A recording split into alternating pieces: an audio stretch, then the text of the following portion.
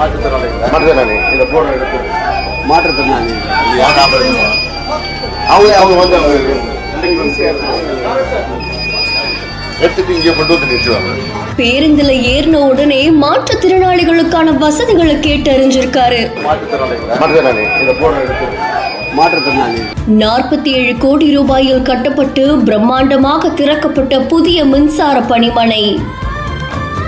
சென்னை வியாசர்பாடியில நடந்த அரசு நிகழ்ச்சியில போக்குவரத்து துறை சார்பில் மாநகர் போக்குவரத்து கழகத்துல கிட்டத்தட்ட 47.50 கோடி ரூபாய் செலவுல வியாசர்பாடியில மின்சார பேருந்து பணிமனை கட்டப்பட்டு அது முதலமைச்சரால திறந்து வைக்கப்பட்டிருக்கு. அது தொடர்ந்து அங்க இருக்கக்கூடிய மின்சார பேருந்துகளை பார்வையிட்ட முதலமைச்சர் அவர்கள் அதோடைய சிறப்பு அம்சங்களை கேட்டறிஞ்சிருக்காங்க. ஓட்டுநர்கிட்டையுமே பல தகவல்களை கேட்டறிஞ்சிருக்காங்க. சென்னையில கிட்டத்தட்ட 120 புதிய மின்சார பேருந்து சேவை துவக்கப்பட்டிருக்கிறதாகவும் தெரிவிக்கப்பட்டிருக்கு. இந்த காட்சிகள் சமூக வலைதளங்கள்ல வைரலா பரவிட்டு இருக்கு.